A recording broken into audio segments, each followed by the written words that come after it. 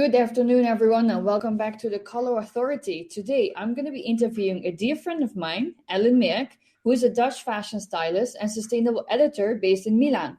She does fashion styling, art direction, and brand consultancy.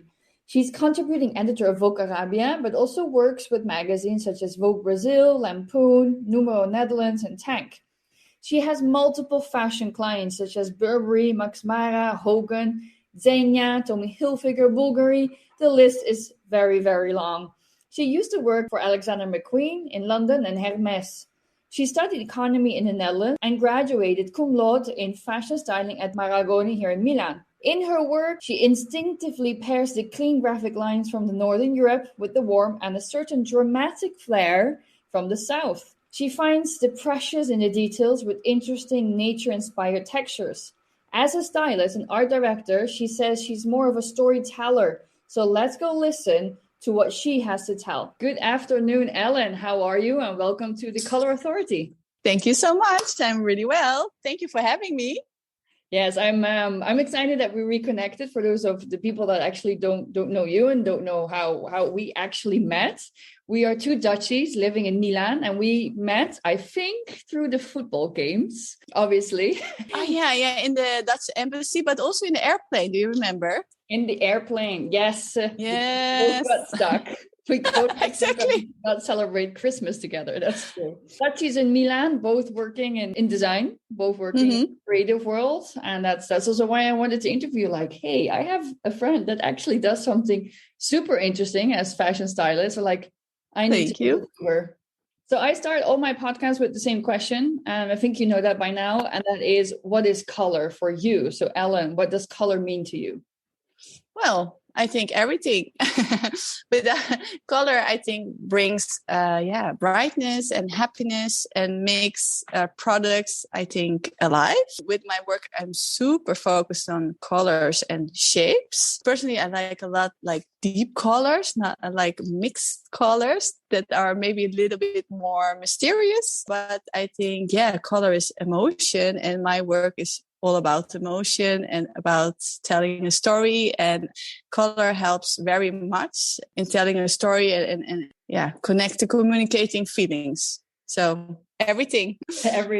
I think color is everything indeed. I think when I listen to all the answers that I've had, it very often is color is life and color is everything, because it is everything. And you just indeed said you're a storyteller. You're a very strong storyteller. People that will follow you on Instagram, they will be able to see or go to your website. And we're both storytellers. I translate into color directly, but you have a step in between, which is obviously indirectly, this is fashion. Can you reveal how you build your stories, and also how do you use color in the stories? That's an interesting question. Well, I always start with the mood board. And it really depends, of course, for the client that I'm working for. Like as a stylist, I work a lot for magazines, but also for brands.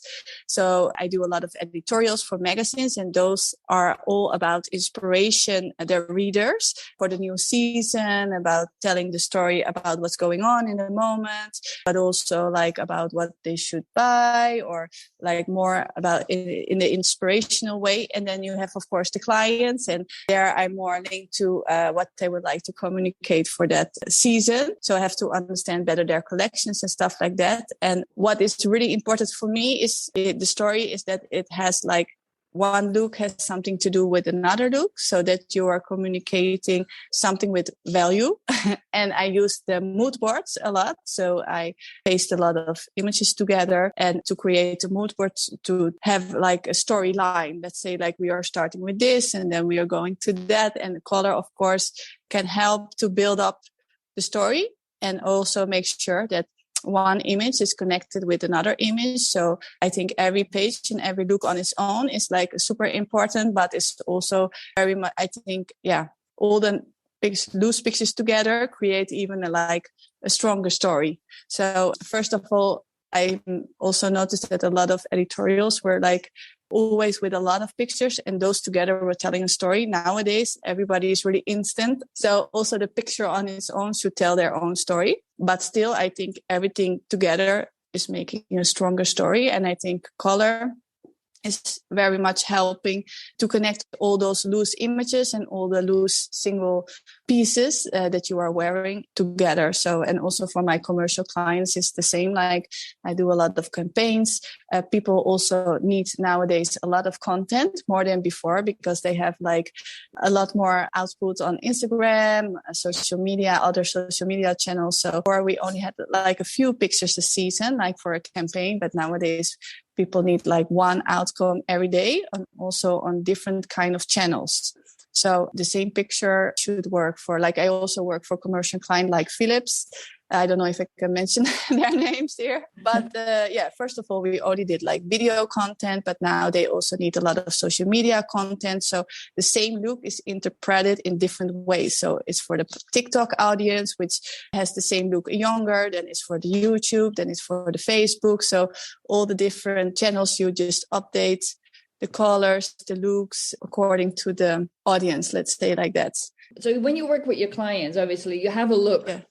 And the look also means there's more than one color that is representing that look. So if somebody would look at, let's say, Ferragamo, you've done a campaign for Ferragamo, the color look, however, is the same, right? All over those social media platforms. You can still get the same feel and the same color feel. Yes, exactly. So that you can also separate the collections better. And a lot of brands now also have like mini campaigns within the season. And of course, the color of the clothes, and also not only color of the clothes on Instagram, but also the color of the frames maybe that people are using, help to also separate and to explain what the collection is about. And it will make everything more clear to the viewer because, what I say on Instagram and stuff like that, they count a lot the single images and they have to be strong and really direct. And I think with color, you can get a lot of attention right away and also make sure for people to understand that this is something else. We are starting a new campaign.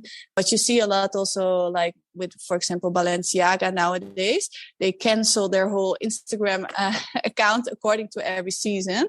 Not everybody's doing that. But then, of course, the color can also help to explain if we are in summer, in winter, if we have like a kind of Christmas campaign, or if we are in the sales maybe, or it creates a clean slate, to have like a new start of something that's new, colorful, and also a new color. And a lot of brands in fashion, they make color nowadays because, you have the Fuchsia Valentino, you have the Bottega green. So brands start to get to know by a certain color, and then they are famous for that color, which I think is super interesting too. It is. Yeah. I mean, we all know obviously Hermes with their orange, one of the famous brands that has, if you only look at that orange, you'll recognize immediately it's Hermes. Then you have Tiffany, obviously with their color. But it's interesting that more brands are doing this, right? They're all getting into a color field and they're considering it like their color field. Exactly. And people start to recognize them more easy. And that's, I think, can be it's really important for them to be in the moment. It's a strong message. You're obviously Dutch. I mean, I think people can, they understood from by now. So you are coming from the north of Europe, just like yourself. So as you say, you bring the clean, graphic rigidness, as you say, from the north, and you combine this with the flair and the warmth in the south. How different do you really feel that the style from the north and the south are different? Well, I think in the north, everything is more practical in general. Maybe because of the weather, I don't know. They like a bit less bling bling, and everything should have, I think also the interior design should have more like kind of a function.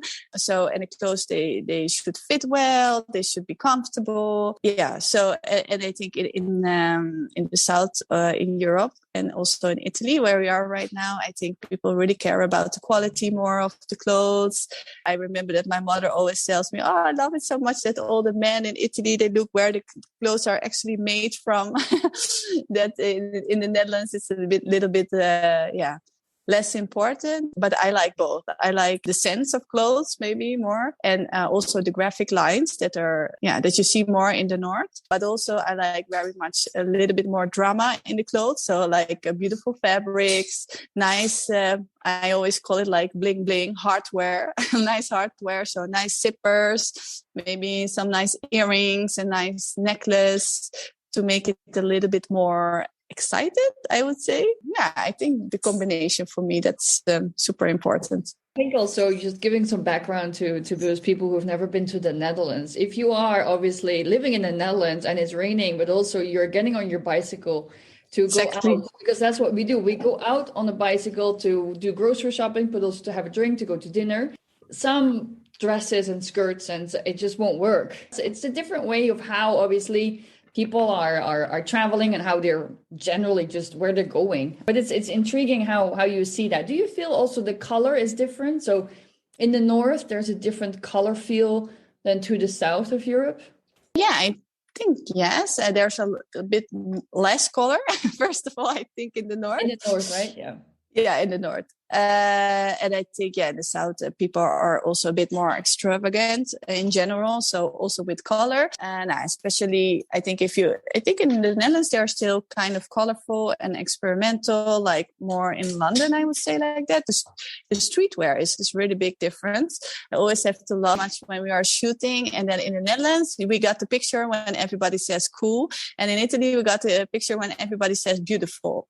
So that is like a super difference. But I think like in Denmark, Sweden, Norway, you have a bit less color, and it's really much focused on quality, like mid-level quality, and bit more gray, blue, dark green. And I think in the Netherlands, people can be a bit more colorful. They like a lot also vintage stuff, also in like a bit more in London, I would say like that. But the quality is a bit less, and everybody's more focused on coolness, being cool. And in Italy, I think people take more care to build up a perfect outfit. They take more time for that. Everything can cost a little bit more. Maybe they're less, or they're more luxurious. So less cool maybe. But of course, there's exceptions everywhere. But they really care about the quality and about having everything perfectly matched together. And that, of course, takes a lot more time. So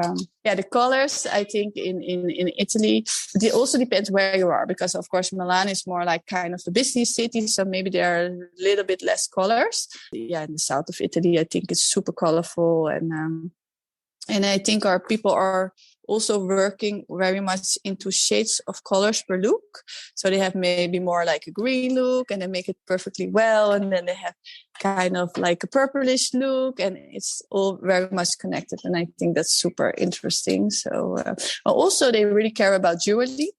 About having all the right necklaces together, not just one piece of necklace, but maybe like a whole nice collage of things. And they are really much more into heritage pieces than in the Netherlands. So they maybe inherit a bag from their mother, like a nice Hermes and like that. Yeah. So also in the interior design, I see that a lot in Italy. Yeah, that's true. Talking about luxury, you mentioned the word luxury before. And when I hear the word luxury, I automatically also think about the Middle East. And that's where you lately started working. And that makes me, because you're now a contributing editor of Vogue Arabia. Can you explain how you work with the magazines, or what it is that you're doing, and also how that, again, style and color wise is possibly different? Yeah. So I'm now like one of the contributors of Vogue Arabia, and I do a lot of main fashion stories for them. I also shot covers for them, and it depends, of course, on the season, what they want me to do. But most of the times, they also give me a lot of freedom, and I can come up with a team, with the moods, but also with the team, with the people I want to work with, what kind of photographer, what kind of location. I have a lot of freedom. But of course, it's very much connected to their market. And I think I also work for other Vogue editions, and it's a really special one because they are representing a lot of different countries, and with religion also interpreted in different ways. So that is what I really have to work around. Some people are field, some people not. So they have a lot of different kind of clothing rules. And it really depends on the model that we choose on basis of what I can shop for them. But they do like a lot of mystery in general, which I also personally love a lot. We always make crazy pieces. They are also really much into investing. They want to invest. They want beautiful stuff. They love jewelry. They love colors. They love fabrics. I also love fabrics myself. They like a lot of fabrics. They like layers. So a lot of styling mixed together. And yeah, we are always trying also color-wise to create like deep color moods, like beautiful fuchsias, purples, a lot of mixed colors also together. And we just did a sustainable fashion story, the first one, which I'm really proud about. So we worked a lot with brands all over Europe that do upcycling, recycling, that work with biodegradable materials, like all different kind of techniques. And I mixed those pieces together, and I really wanted to show the quality of the designers, like that they were working like to the highest level, because when we think about sustainability, we think also a lot about green, yellow, orange, a bit that kind of vintagey colors. But these designers, they are also working with 3D printing. They can do whatever colors that you want. And also technique wise, they just make crazy pieces. We had like corsets made of old sporting shoes, for example. We had like headpieces made of old bandanas, like a dress with all zippers in the collars. Yes. Yeah. So that was amazing to do. But I also did like jewelry stories for them. We did a crazy cover last October, also with a lot of really graphic pieces, silver, gold.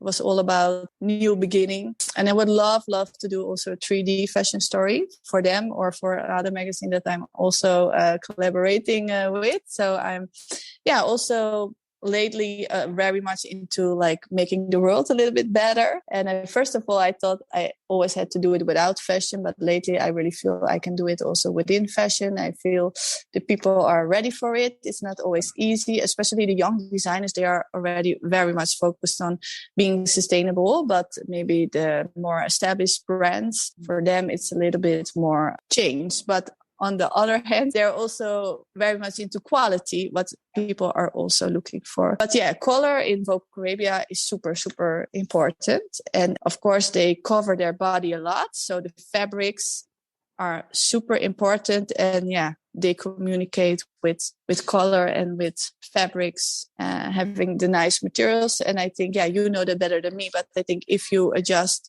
color to certain materials, then the impact of color is also very much different, right? So it changes, but that's also interesting because you said that they work with layers. Yeah, so interesting because when you work with different materials, but then maybe use a ton sur ton, it's actually very interesting to see those changes in those colors. And you can create beautiful layers. Yeah. Yes. I completely agree. I also love to work with mono color looks, but then in different materials. What you say, I think that's super. That makes it really exciting. Even if you have like a total black look, but then you use latex or leathers, and all different kind of materials together, and super interesting. For example, monochromatic. I mean, I'm seeing monochromatic coming back a little bit. Yeah. Fashion. Do you see generally fashion color has changed over, let's say, the last 10 years to now? Do you think color is being applied differently, or is it being applied more, or maybe with less rules? I feel there's more freedom in the use of color. No, that is for sure. I feel that nowadays it's a bit all or nothing. So, or people really go color, or maybe not at all. There's also, I think, now a trend, the cargo and the war. And I just have, for example, the latest Bottega Veneta show. They're really going back, more vintage, more easy, more simple. But then on the other hand, there's like brands that use a lot of color now, like Valentino this winter was like all color. So I feel, people, what you say, people can choose. They can choose themselves. and it's not so many rules anymore. Like before, you have to do this or otherwise it's in, it's out. I think there's different styles. Yeah, in some styles, colors are represented all over. So I think it's super interesting, all the colors that are now on the runway. We often talked about color, obviously, in all these years that we've known each other, which I think I was just calculating, I think it's been almost 13 years that we know each other. Oh my God. Well, yeah, now that gives away. Can we reveal that? That's giving away our age, totally. But it's interesting that since the moment I've met you, I wasn't working in color and you were indeed working in fashion. What keeps you passionate about this? What keeps you going? Like what really clicks? Yeah, I'm telling a story. I think I feel I have so many stories to tell and so many things. I mean, I did a lot of stuff. I'm also proud of a lot of things that I do, but I feel there's always something more, still reaching, maybe in that way, never satisfied. But lately I really feel it's always also the industry and my world is changing all the time. So I never feel bored or tired. I work a lot, but it gives me also a lot of energy because you are always working with new things, new trends. And the only thing that I felt lately is like, I don't want to do another shooting anymore because there is already a lot, So I want to really create contact with meaning. Maybe since I'm a mother, I always feel, I feel more the need of like making something that can actually influence people, that really can change something for people. And I try to make more, for magazines, extreme stories. So first of all, magazines were more like, I think Instagram is taking a little bit that role.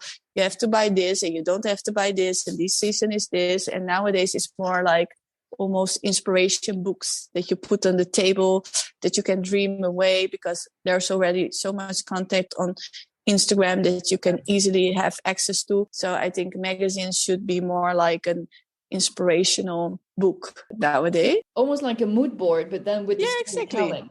Yeah, exactly. And of course, there are a lot of different magazines. People like more commercial magazines and more for the industry magazines. But it's still inspiring me, this world. Yeah, I think now I also like to do maybe more masterclasses. I just started my YouTube channel that I have to give more attention to, but I love it so much. And I love to teach also to other girls. I have also 2 assistants here that I'm super happy to learn them, all the tricks from the field. And first of all, before I was only with my own career. Now I feel like it's so nice that I have this knowledge and that I can also share it with other people. So that feels really satisfying for me.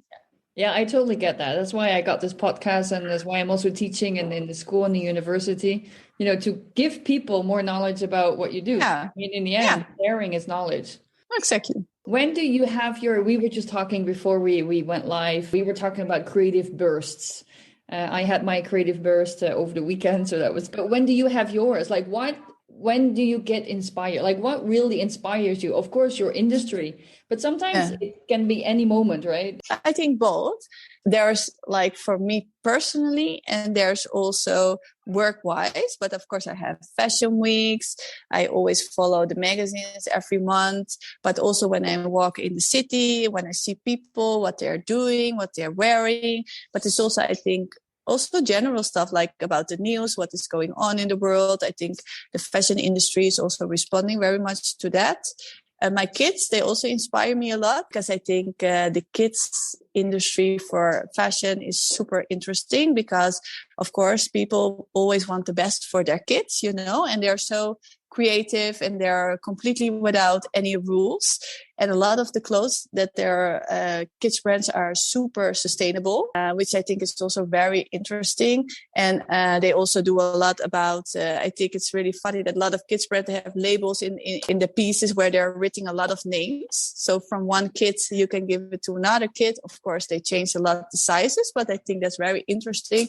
So I think the best kids brands are brands that are not for adults, but there are some super nice ones and they use a lot of colors. so that is inspiring me a lot lately. Yeah, it's a mix of many things indeed. Yeah. So you've been working for so many years in fashion. Is there let's say, a certain signature in your style? I know your signature, but it's up to you. I know it's easier for you. I have to say that a lot of luxury brands like my style. I always say that I'm kind of chic and cool. So I also work a lot for jewelry brands like Bvlgari, Pomellato, and I used to work for Hermes and also Alexander McQueen before becoming like a full-time stylist. Yeah, I think chic and cool. I always try to make like a mix, because some clients in the Netherlands, like Tommy Hilfiger, for example, that are more streetwear oriented, and then the clients that I have in Italy are more like high-end fashion brands like Max Mara, Zegna, Tots, but also cooler brands like Palm Angels. So I like very much the mix of it. Yeah. I think also the cooler brands, maybe it can also be interesting to sell the super high-end luxury brands in a more cool way without losing, of course, the message to communicate that their clothes are also super well made and stuff like that. Yeah, because heritage and identity is important, but then you're speaking to different audiences and consumer groups are changing. So it's interesting. Exactly. So let's say that a style by Ellen is luxurious but cool. Exactly. Yeah. Wow. And if I can add later meaningful, that would be even fantastic. Yeah. It would be better. Yeah. On the personal level, you started your career in between the Netherlands and Italy. Was it hard as a Dutchie to enter the Milanese fashion styling world? Did not come overnight. Yeah, no, that's for sure. That was kind of hard. What I actually noticed is that there's two things. One is living in another country, and two is doing the job that you love. Already becoming a stylist in the Netherlands is difficult. So in another country is even maybe more difficult. So when I came here, I wanted everything perfectly at the same time. But I also realized I have to make sure that I really like living in Italy, that I have to speak the language, that I have to understand, because, you also have a life without styling, and it's maybe a bit more investing here. I think you know it also yourself than in London, because of course London is a bit more open-minded. Everybody is speaking really well English. I also lived there when I worked for Alexander McQueen. And Italy, nowadays people speak a lot of English, but I do notice that it's very important also to speak Italian.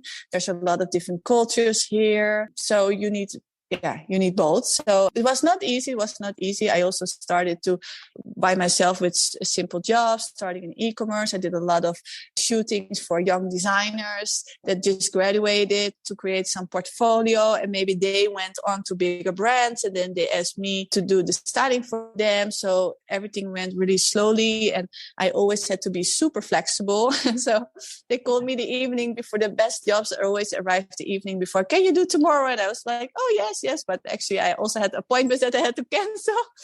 I remember even my graduation, I planned like a trip with my mother around Italy, but at the end we had to cancel it because I had another kind of job, which was important. So I did a lot, and I did a lot also myself. Now I have two amazing assistants, but when I just started, I was just going around through the rain with all the packages for editorials, and I'm always super down to earth. I'm still like Dutch from actually a little city in the Netherlands, so in the north of the Netherlands. So I'm always with my both foot on the ground. Sometimes there comes assistants here that they think it's only one kind of luxury world, but actually we are working super hard. It's beautiful. We're now preparing a trip to Vienna, which is amazing. But of course, it can also be sometimes stressful because we don't have the budget until the sky, and the clients always wants everything. So it's a lot of communicating and also being very strategic and being creative with the budget that you have in the end. Exactly. What color and color combinations can people expect you in fashion over the next year and the next 2 years? What do you think is going to come? I mean, you've seen what's coming. You know that better than me. Yeah, but you know about the fashion. I watch fashion, but a lot less because it's not directly my market. I do sports performance. It's not really a catwalk show. Yeah. Now I have the feeling, what they said, you have like the brand with their strong own color identity, but I feel a lot of monochrome colors on the moment. Also, I see now the trend of, there's the war going on. There's a lot of cargo, which means a lot of greens, browns. People want to feel protected also. Also, orange, I think, personally, is an important color. But yeah, a lot of monochrome color schemes, I would say. And there's a lot of different styles going on. So I think according to the style, you also see a lot of colors connected with that. Yeah. What do you think? What do you feel that these are amazing colors for the moment? Well, when I indeed looked at, so Milan Design Week obviously was this year, and that's for me is always the most important week. Good. So it's interesting to see that there was the return of white and beige. Mm-hmm. White and beige return. The browns are staying, and then you had still a lot of the terracotta oranges. So orange, yes, very bright, like almost neon when you looked at Bandi's, for example. Bvlgari also had some very bright colors. But then when we look at indeed what's happened, it was either very silent or it was like bam through the roof. Oh, personally, I also like the combination very much between like maybe a dark brown with the super popping orange detail. I think can be super beautiful. Yeah. Yesterday I was at Cersaie, or the ceramics in Bologna, and it's always interesting. I love going there because you see a lot of patterns, you see different textures, which are very interesting. And I just saw brown applied as like a neutral, like on the walls, it was like a brown reddish terracotta, and on that the colors and the tiles were applied. So where you normally use white, off-white, beige, it was almost like brown, the terracotta brown was being applied as the neutral. I love it because I think everything pops out better from the walls. The way you have that. Also, I think in the museums, in some cool museums, if you put like a picture on a colorful wall, it has a lot more impact, I think, personally. So yeah. You just mentioned you wanted to do something more with meaning, and that fashion, the industry is ready. I mean, I think we just a couple of weeks ago, obviously H&M was attacked because of their greenwashing, right? Because the labels that they have in the clothes were indicating that this was a more sustainable garment than others. And then they found out that was not true. So that's what's happening in the fashion industry. Like, don't pretend that you're green because, consumers will come and get you. How do you see this moving forward? Like your vision, like how do you feel that fashion can be more sustainable over the next couple of years? Super interesting question. Actually, I just had a really big interview about this. I think let's first start that it's good that people are trying. I see from the young designers up a lot of amazing ideas. There's also very cool 3D projects like Aura Boros. I don't know if you know them. They make amazing, crazy printed pieces. You just go on a holiday without the suitcase and you print out your complete wardrobe. I mean, technically, the sky is the limit on this moment. And that, I think, is super excited. What I do feel sometimes with 3D design is that we lose a bit of the emotions because I like to touch the clothes and feel. The biggest difficulties, I think, are in fast fashion on the moment. And I think on the top level brands, you of course have more the quality, and that already is lasting longer. People think maybe more about their choices. They make use of course, products like leather and sometimes fur, which, of course, are difficult subjects to speak about. I think people have to get more educated. I think the consumers want more transparency on the moment. And I think there should be commissions maybe that validate what you're saying, like, okay, this brand is saying that he has this certain line, because sometimes the big brands start to make little collections within the bigger line. What happened also with H&M. and that you have like commissions that are checking for the consumers if this is actually true that you're buying, because everybody wants to be more conscious. And I think it's really interesting if there are becoming shops with actually amazing researches, with also maybe mixtures of vintage, upcycled pieces, and pieces also maybe from new designers. It would be very interesting if the seasons go more out, like what Gucci is already doing, that they are not having like a season that they say like, we don't go into sales anymore. We stand behind all the collections that we make. I think that is already super interesting, and that people have to buy less at the end, buy less and have more interesting clothes that last longer. And I think that I would really love to talk more about in my own YouTube channel, is how do you build up your own collection of clothes. And of course, you don't want to look boring, and especially me as a stylist. But how can you build a wardrobe that is interesting now and develop it, And there are trends, but there are short-term trends, there are long-term trends. When do you buy stuff? Because if you start to buy in the beginning of a trend, then it will also last longer. But speaking again about greenwashing, it's really difficult, of course. And I think it's amazing that consumers nowadays have so many access to all this information on the internet. I know, for example, for makeup, that there's an app that you can put the name of your product in, and then you see all the ingredients with also number ratings of how good the product is, if it's really where it's made from. And that would be amazing also if that is happening for clothes, that you can have more knowledge about what you're actually buying, where it's made from. And but people can say a lot of things. It's really difficult to actually know as a personal consumer where the pieces are made that you're buying. I think it's a combination between what the brands are doing and what we want the brands that the brands are doing, because at the end, if we don't buy their clothes anymore, we are also responsible ourselves. I think we should educate our children also about this topic, what's going on in the world, because a lot starts, I think, also with children, and have more information about this, and communicate, share with each other. Yeah, I think that is very well said, and I think that's where it starts. It's all about education. But one last question that I wanted to ask you is to share with us one of your dreams, your wildest dreams. Like, what would you really love to do?